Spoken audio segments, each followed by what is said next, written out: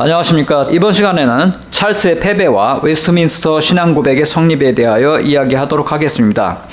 미리 말씀드리면 이야기가 좀 복잡해지게 되기 때문에 이번 회에서는 먼저 전쟁 과정 내용을 먼저 이야기하도록 하고 이어서 종교 정책들에 대하여 이야기하도록 하겠습니다. 그러면 먼저 의회파와 찰스의 전쟁 과정을 설명하도록 하겠습니다. 본격적으로 전쟁을 준비한 찰스는 루퍼트 왕자를 그의 기병대 사령관에 임명했습니다. 당시 루퍼트는 아직 23세 지나지 않았지만 팔라틴의 프리드리 선제의 아들로서 유럽에서 30년 전쟁 중에 전투를 경험한 인물이었습니다. 특히 루퍼트는 거기서 배운 저돌적 돌격 전술로 잉글랜드의 기병전 전술을 혁신하였는데 내란 초기에는 그 전술이 성공을 거두어 명성을 떨치게 되었습니다. 한편 의회파는 어느 정도의 숙련된 병력을 보유한 찰스 왕을 상대하기에는 부담스러운 입장이었습니다. 따라서 승리를 보장받기 위해서는 가능하다면 스코틀랜드의 군사적 지원이 필요했습니다. 그러려면 스코틀랜드가 원하는 바를 약속해 줄 필요가 있어서 잉글랜드 교회 총회에 향후 교회 개혁 방향에 대해 문의하였습니다. 이에 잉글랜드 교회 총회는 1642년 8월 3일 스코틀랜드와 동일한 신앙고백, 동일한 예배 지침, 동일한 공적 교리, 동일한 교회 정치, 즉 장로교 제도를 바란다고 회신했습니다. 이에 8월 9일 스코틀랜드에 도착한 잉글랜드 총회 대표단이 에딘버러에서 스코틀랜드 총회와 장엄동맹과 언약이라는 조약을 체결하고 스코틀랜드가 2만 명의 군사 원조를 한다는 것과 잉글랜드가 장로교를 도입한다는 것에 합의했습니다. 이외에도 스코틀랜드 군의 비용까지 잉글랜드가 매월 3만 파운드씩 부담하기로 했습니다. 이 조약은 8월 17일 스코틀랜드에서 승인되었고 다음날 잉글랜드에 보내졌습니다. 이에 대해 찰스 1세는 8월 26일 날 스코틀랜드 측에 항의했지만 소용이 없었습니다. 잉글랜드 의회는 스코틀랜드에서 온 협약을 수정해서 9월 21일 공표하면서 새로운 예배 지침과 교리를 준비한다는 계획을 밝혔습니다. 이후 왕당파의 군대와 의회파의 군대는 초기에 미미한 전투와 탐색을 거듭하다가 마침내 1642년 10월 22일과 23일 양일간 옥스퍼드셔 북부에 있는 벤버리 근처 에지일 들판에서 비로소 첫 대규모 전투를 벌이게 되었습니다. 이때 왕군의 병력은 보병 9,000, 기병 2,500, 그리고 용기병 1,500 정도였습니다. 반면 의회군의 병력은 보병 1만 1천, 기병 2천, 그리고 1천에 못 미치는 용기병 규모였습니다. 여기서 용기병이란 영어 드래곤, 즉 불을 뿜는 용을 나타내는 말에서 유래된 드라군을 가리킵니다. 화기부대라는 뜻입니다. 게임 좀 해보신 분이면 어떤 게임 중에 드라군 유닛이 있다는 것도 아시겠죠. 17세기 영국에서 드라군 즉 용기병은 말을 타고 다니는 총병과 포병이었습니다. 이들은 빠른 기동을 위해서 말을 타지만 전투 시에는 말에서 내려 화기를 사용했습니다. 어쨌든 이번 전투에서는 왕군 우측에 섰던 루퍼트의 기병대가 의회파의 좌익 기병대를 무너뜨린 것까지는 좋았지만 이들은 도망치는 의회군을 추격하다가 그만 전장을 이탈했습니다. 반면 의회군은 보병 및 남아있던 기병대가 왕당파 군대와 대등한 전투를 벌였습니다. 결국 양군은 해가 져서 싸울 수 없게 되자 승부를 가리지 못한 채 서로 물러났습니다. 이 전투에서만 3천여 명의 사상자가 발생했습니다. 그래도 찰스는 이 전투로 옥스퍼드를 장악해 그의 거점으로 삼을 수 있었습니다. 머튼 칼리지, 크라이스트 처치, 뉴 칼리지 등이 주로 이용되었습니다. 머턴 칼리지는 1264년에 설립되어서 발리올 칼리지와 더불어 잉글랜드에서 가장 오래된 최초의 칼리지 중 하나입니다. 크라이스트 처치는 1546년에 설립된 성당으로서 최근에는 영화 해리포터 촬영지로 유명했습니다. 뉴 칼리지도 1379년에 설립된 유서 깊은 대학으로서 역시 현존하는 대학입니다. 한편 당시에 동부 쪽에 있던 크로멜은 에지일 전투 무렵부터 기병대의 위력을 절감하고 있었습니다. 특히 그는 기병대의 돌파력이 중요하다고 생각했는데 이를 위해서는 용감한 전투 정신 혹은 사기가 중요하다고 보았습니다. 그리고 자신이 이상적으로 여긴 부대를 조직하는 데 힘을 기울여 마침내 14개 부대로 구성되는 2개 연대 규모의 특별부대를 조직하였습니다. 그런데 크로멜은 합리적인 목적의식을 기반으로 한 전투정신을 가진 사람들로 병사들을 선발하다가 보니 그의 병력들은 대부분 침례파, 수평파 등과 같이 신앙심이 돈독한 종교적 급진파들이 중심이었습니다. 크로멜은 그의 세 군대를 위해 좋은 말을 구하도록 힘쓰는 한편 그의 기병들에게는 금속제 투구와 흉갑을 착용시키고 검과 피스톨로 무장시킴으로써 중기병 같은 것을 만들어냈습니다. 이들은 아이언사이드, 즉 철기군으로 불리게 되었습니다. 당시로서는 새로운 유형의 부대였습니다. 이제 적진을 향해 돌격할 크로멜의 기병대는 방탄 철갑의 도움을 받아 적의 총알 세례를 뚫고 많은 수가 적 보병대에 도달할 것이었으며 적의 장창병인 파이크맨들이 고슴도치처럼 장창을 세워들면 기병의 피스톨과 말로 그 진열을 깨트린 후 흩어지는 적군을 검으로 찌를 것이었습니다. 이후 찰스가 런던에 대한 총공세를 준비하는 가운데 산발적으로 소소한 전투들이 이어졌습니다. 그러다가 찰그로브 전투에서는 왕군의 루퍼트 부대와 싸우던 햄튼 의원이 전사하였습니다. 동부에서는 크로멜이 왕군 좌익을 저지하였습니다만 벌써 좌절감을 느낀 일부의 런던 시민들이나 귀족들은 찰스와의 강화를 주장하는 움직임이 나타났습니다. 이에 상원이 국왕에게 항복에 가까운 타협안을 발의하여 평민원의 토의에 붙였습니다. 그런데 이런 정황이 알려지자 웨스트민스터 일대 수천 명의 시위군정이 몰려들어 의회를 압박했습니다. 그러므로 하원은 그 안건을 부결시켜버렸습니다. 런던 민중의 생각은 달랐던 것입니다. 그런데 그 다음 날에는 여성들로 이루어진 군중이 나타나 왕가의 강화를 요구했습니다. 하지만 이미 방향을 정한 의회파는 이 시위대를 단호하게 진압하였습니다. 그리고 사태가 이렇게 진행되던 동안 왕이란 별명으로 불리던 핌 의원이 그만 병을 앓게 되었는데 결국 그는 1643년 12월 웨스트민스터 사원에 묻히게 되었습니다. 왕군과 의회군의 전투는 이후 두 개의 대규모 전투로 승부가 가려지게 되었습니다. 첫 대규모 전투는 마스턴모어 전투였습니다. 스코틀랜드의 군사지원 그리고 올리버 크로멜이라는 유능한 지휘관의 등장으로 이제 적극적인 공세를 펼칠 수 있게 된 의회군은 1644년 여름 왕당파의 북부 거점인 요크를 공략하다가 7월 초 마스턴모어라는 지역에서 전투를 치르게 되었습니다. 이때의 의회군은 스코틀랜드의 레슬리 장군, 잉글랜드의 페어팩스 장군 등과 더불어 철기군을 이끌던 올리버 크로멜 그리고 로드 맨체스터가 합류한 상태로서 보병 2만, 기병 7천의 대규모 부대를 이룬 상태였습니다. 그런데 왕군은 요크를 지원하기 위해 달려온 루퍼트 왕자가 가용할 수 있는 병력 규모가 보병 1만 1천, 기병 7천에 지나지 않았습니다. 즉 기병 전력은 의회군과 비슷했지만 보병은 거의 절반 가까운 수준이었던 것입니다. 그럼에도 자신감이 충만했던 루퍼트는 마스턴모어에서 7월 2일 의회군과 대치하였습니다.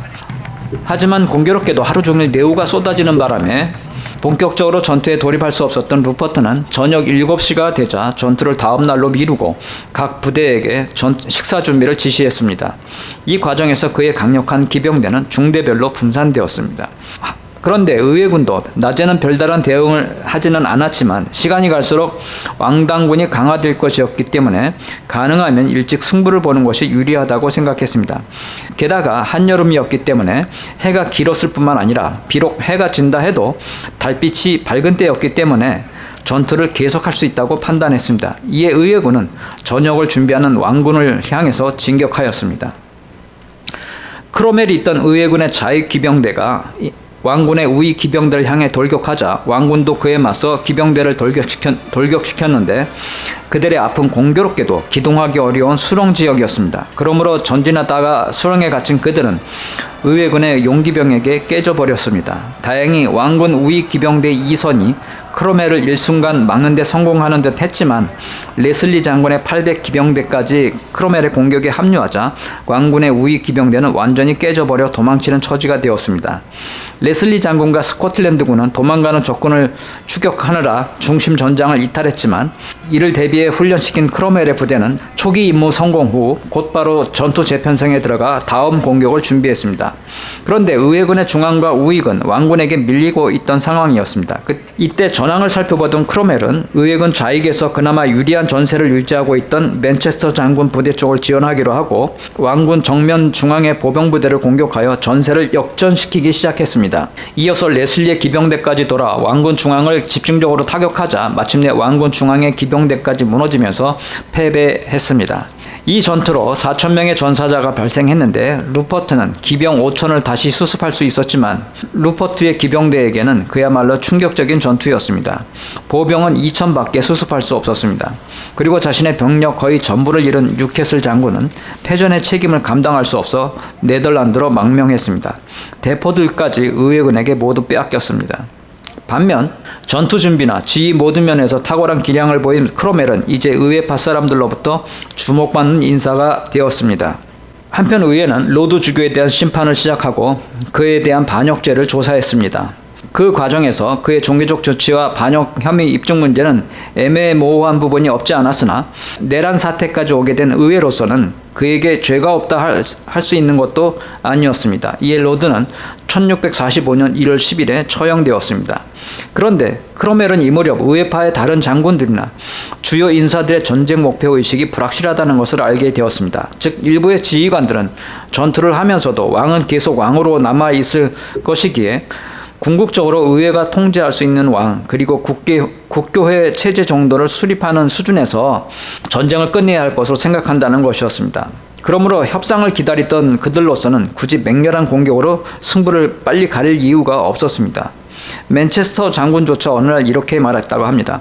우리가 99번 왕에게 싸워 이긴다고 하더라도 왕은 여전히 왕이고 또 그의 자식도 왕이 되겠지만 만일 우리 한 번만이라도 우리가 그에게 패하면 우린 모두 죽게 되고 우리 자식들은 종이 되겠지.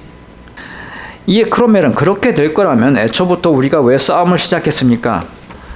그런 생각은 아직 남아있는 우리의 투쟁에 역행하는 것입니다라고 반박했다고 합니다.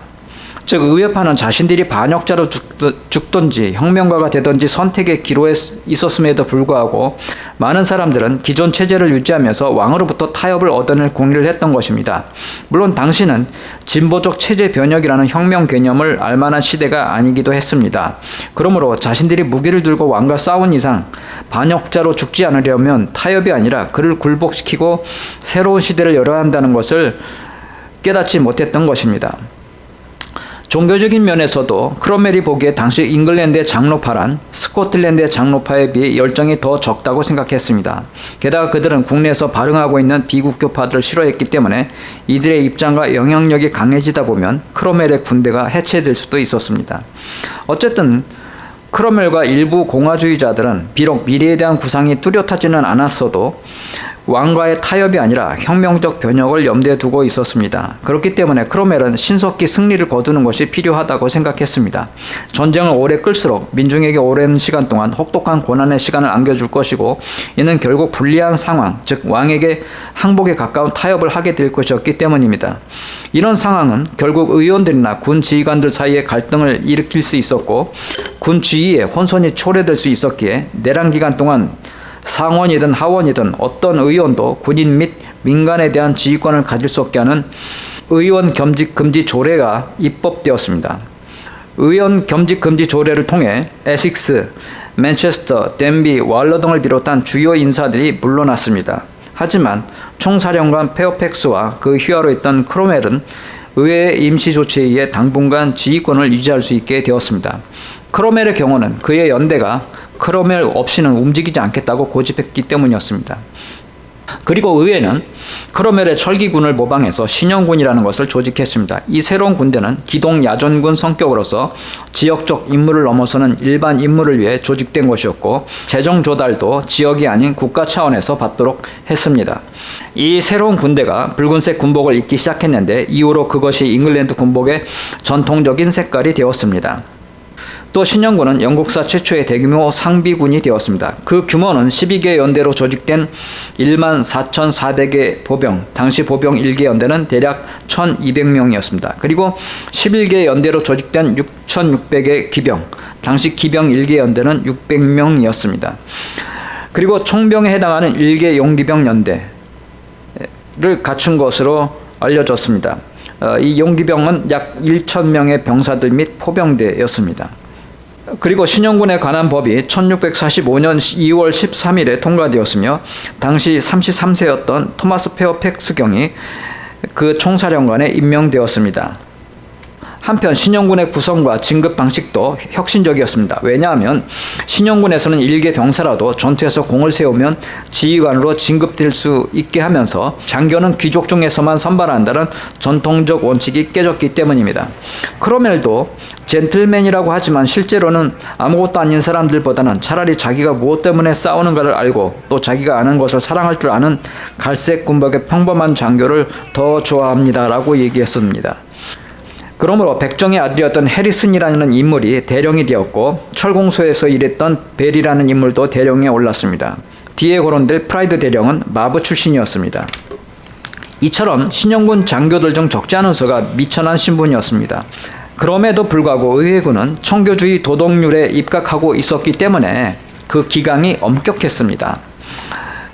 비록 보병의 경우는 청교주의 색채가 그리 강하지 않았던 것으로 보이지만 전투에서 중요한 자원으로서 위험한 임무를 맡는 기병은 대개가 급진적인 성격의 비국교파 청교도들이었던 것입니다. 장교단의 대다수도 마찬가지였습니다. 그러므로 이들은 일단 근무 시간이 끝나면 모두가 평등하게 만났다고 합니다. 즉 의회파의 신영군은 무장과 편제 그리고 구성원의 신분에서 혁신적인 대우와 예외 조건이 있었는데 이들은 청교도주의라는 공통된 종교적 신념으로 단결과 사기를 유지했다는 것입니다. 의회군 요새에는 이따금씩 청교도 전도자들이 방문했고 병사와 장교들이 진지에 모여서 기도회를 가질 수 있었습니다. 또 당시 장로파는 평신도에 의한 설교를 금지시키고 있었는데 비국교파가 우세한 군대에서는 사병이 설교하는 일도 있었습니다. 이때에는 장교들도 그 설교를 경청했다고 합니다. 또 장교들과 사병들은 종종 병영 안에서 함께 합창을 했는가 하면 교회와 국가에 관련된 문제들을 토론하기도 했습니다. 그러므로 적어도 이 당시 의회파 군대에서만큼은 신분적 차별 전통이 깨지고 있었습니다. 이것은 미약하나마 새로운 가능성, 즉 귀족과 평민의 구별이 사라지고 모든 사람이 평등하게 지낼 수 있는 미래에 대한 희망을 가질 수 있는 계기가 되었을 것입니다. 어쨌든 마침내 이 새로운 군대와 왕 사이에 최후 결전 시기가 곧 다가왔습니다. 그 계기는 1645년 봄 찰스의 새로운 작전 때문이었습니다. 당시 찰스는 본래 마스턴모 전투 이후 세력을 잃은 북부에 다시 거점을 확보하기로 하고 옥스퍼드 사령부로부터 나왔습니다. 그런데 의회파가 이 틈을 이용해 옥스퍼드를 위협하자 그는 방향을 돌려 약 1만의 병력을 이끌고 5월 31일 레스터를 점령해버렸습니다. 그런데 이것은 의회파에게 중요한 동부연합을 위협하는 것이었기 때문에 의회파는 1만 4천의 신영군을 보내 그에 대응하도록 했습니다. 또 의회 측은 이미 5월 28일에 캠브리지 인근 1, 2 지역의 방어 상태를 확인하도록 크로멜을 파견했었습니다. 의회파의 신영군 사령관 페어팩스는 왕군을 추격하다 6월 8일에 찰스가 데본트리에 있다는 것을 파악하고 전투 준비를 시작했습니다. 그리고 의회파는 1, 2에 있던 크로멜에게 전령을 보내 페어팩스의 작전을 지원하도록 지시했습니다. 이에 크로멜은 600명의 연대급 병력을 이끌고 페어팩스에게 달려갔습니다. 찰스는 다시 마켓 하버로 방향으로 이동했고 페어팩스도 그를 따라 계속 이동했습니다. 그러다가 결국 6월 14일 네스비라는 곳에서 양군이 대치하게 되었습니다. 문제는 당시에 왕군이 다른 작전을 위해서 부대를 둘로 나누면서 네스비의 전력이 기병 4천을 포함해 총원 7,500에 지나지 않는 규모였다는 것입니다. 반면 의회군은 보병 7천에 기병 및 용기병 6,500 등등을 포함하여 1만 4천의 규모였습니다. 더 문제였던 것은 여전히 왕군을 이끌고 있던 루퍼트가 이 전력 차이를 파악하지 못하고 있었습니다. 물론 저돌적이어 보이던 그는 그 정도의 전력 차이에 연연하지 않았을 수도 있었습니다. 그러므로 그는 막 도착하는 의회군이 전투에 유리한 위치, 즉 전투 중 흙먼지를 뒤집어 쓰지 않을 수 있게 맞바람을 받지 않는 위치를 찾아서 부대 배치를 조정하는 모습을 보다가 이것을 의회군이 철수하려는 움직임이라고 판단하고 우익에 있던 그의 기병대를 돌격시켜 버렸습니다. 이때 의회군 좌익에서 기병대를 이끌고 있던 아이어트는 왕군이 느닷없이 돌격해오는 것을 보고 놀랬지만 곧 그도 루퍼트의 기병대를 향해 달려나갔습니다. 그런데 루퍼트의 기병대는 의회군 좌익 기병 1, 2선을 무너뜨렸고 부상을 당한 아이어튼마저 붙잡아 버렸습니다. 이번에도 루퍼트의 기병대는 노련한 기량을 보였습니다. 하지만 루퍼트와 그의 기병들 대부분은 이번에도 달아나는 의회군 기병들을 추격하느라 전장을 이탈해버렸습니다. 반면 의회군 우익을 이끌고 있던 크로멜은 랑데일이라는 지휘관이 이끌고 있던 왕군 좌익 기병대가 돌격해오자 원리 연대가 그들을 저지하면서 시간을 끌게 하고 자신은 나머지 부대를 이끌고 우측으로 돌아 랑데일 부대를 협공하는 방법을 통해 그 기병대를 깨뜨리는 데 성공하였습니다. 찰스는 랑데일의 기병 부대가 깨지는 것을 보고 자기의 친위 부대를 이끌고 그를 지원하려 했으나 그의 신하가 고삐를 붙들고 말리는 바람에 출동할 수 없었습니다. 이런 상황에서 의회군은 좌익에 있던 용기병들과 우익에 있던 크로멜 부대 모두가 중앙군에서 왕군과 싸우고 있던 의회군 보병 부대를 지원할 수 있게 됨으로써 결국 중앙의 왕군 보병을 괴멸시킬 수 있었습니다. 뒤늦게 자기 기병들을 수습해온 루퍼트는 다시금 왕과 합류하여 의회군을 향해 기병대를 돌격시켰으나 크로멜의 부대가 그에 맞서 달려들자 곧 그들은 뿔뿔이 흩어지고 말았습니다. 이미 전세가 완전히 기울었던 것입니다. 이 전투로 신영군은 단지 200명이 전사하였으나 왕군은 1000명의 전사자를 냈습니다. 그리고 왕군은 이 전투로 거의 모든 것을 잃었습니다. 깃발, 포, 화물, 심지어 왕의 개인 서신까지 뺏겼습니다. 무엇보다도 왕군의 정예병력 약 4,500명을 잃은 것과 왕의 문서를 실었던 보급마차를 뺏긴 것이 가장 심각한 손실이었습니다. 네스비의 승전보는 그동안 가슴을 졸이고 살아오던 런던 시민을 환호하게 만들었습니다. 그리고 전리품으로 가져온 왕의 문서들을 통해 왕이 아일랜드, 프랑스, 교황 등으로부터 도움을 받으려 했다는 사실을 확인하고 경악했습니다. 이후 찰스와 왕당파는 차근차근 거의 모든 세력을 잃으면서 스스로 혼란에 빠져 루퍼트가 찰스를 떠나버렸습니다. 의회파가 옥스퍼드에 대한 포위를 좁혀 들어오자 찰스는 변장하고 4월 27일 밤 모들린 브리지를 건너 옥스퍼드를 빠져나갔습니다. 이후 찰스는 의회파 군대를 피해 5월 5일 뉴아크 근처의 스코틀랜드군에게 항복하였습니다. 옥스퍼드는 5월 11일 함락되었고 최후의 왕군까지 의회파에 항복함으로써 왕과 의회 그리고 의회를 지지한 잉글랜드 민중 간의 싸움은 왕의 패배로 끝이 났습니다. 하지만 의회파의 승리에도 불구하고 의회파는 미래 잉글랜드의 모습에 대해서 어떤 모습이 될 것인지 장담할 수 없었습니다. 종교개혁 이래로 염원하던 새로운 교회 건설의 모습 그리고 그와 관련된 정치체제의 미래에 대해서는 아직 어떤 일치된 모습을 마련하지 못하고 있었기 때문입니다. 어쨌든 내란을 치르는 혼란한 와중에도 종교적 쇄신을 위한 노력은 착착 진행되었습니다. 1643년 10월 17일 예배의식을 위한 위원들이 선임되어 1644년 1월 3일에 마침내 공예배 지침서라는 제목의 새 예배 지침서가 마련되었습니다. 이것은 기본적으로 문고판 책 사이즈에 한 줄 7단어 정도 25줄 내외로 기록된 90페이지에 미치지 못하는 분량이었습니다. 이전에 몇백 페이지에 달했던 공동기도서와 달리 예배의식서가 이렇게 간소화된 이유는 청교도가 예배의 핵심 내용만 두고 대부분을 삭제한 때문이었습니다. 이와 같은 새 예배 지침의 핵심 정신은 신자들이 미신적인 것들을 타파하고 각각 자신의 이성과 마음을 다하는 자발적인 태도로 갖는 예배였습니다. 또한 잉글랜드 의회는 후속 조치로 1643년 11월 5일부로 기존 주교제를 법령으로 폐지하였습니다. 또 1645년 8월 23일에 법령을 통해서 기존 공동기도서의 사용을 금지함과 아울러 의회가 정한 절차에 따라 폐기하도록 했습니다. 그리고 성직자들에게 새로운 예배 지침을 강제하였습니다. 1647년 4월 무렵에는 마침내 잉글랜드와 스코틀랜드 양국을 위한 공통된 장로교적 신앙고백서인 웨스트민스터 신앙고백도 완성되었습니다. 이 신앙고백은 개혁적 신앙 표준교리를 제시하고자 성경, 신과 삼위일체 문제, 창조, 섭리, 인간에 대한 신의 언약 문제, 그리스도, 자유의지, 소명, 성화, 구원, 기독교인의 자유와 양심의 자유 문제, 예배와 안식일, 그리고 민간 행정관, 그리고 결혼과 이혼, 성찬식, 세례, 최후의 심판, 이런 문제 등을 대체로 칼빈주의적 관점에서 정리하였습니다. 그 외에 교회 정치에 대하여도 정리하였습니다. 웨스트민스터 종교회는 이외에도 대교리문답, 소교리문답을 마련하였으며 로즈라는 인물이 편찬한 시편 운율집을 회중 예배에서 사용할 수 있도록 승인하였습니다. 이런 성과들은 1648년 의회에 의해 발표되어 왕정 복고 때까지 연합왕국 전체에서 실천하는 신앙고백 표준이 되었습니다. 물론 그것들은 1660년 왕정 복고로 인해 한때 완전 무효화되었지만 1690년에 다시 윌리엄과 메리의 치하에서 국왕의 재가를 받아냈습니다. 스코틀랜드 교회는 1647년 총회에서 이 신앙 고백을 그대로 승인하였고 의회도 이를 승인하여 글을 읽을 수 있는 사람이 있는 모든 가정에는 대소교리 문답 및 신앙 고백과 가정 예배를 위한 규칙서를 적어도 한 부씩 비치하도록 명령했습니다.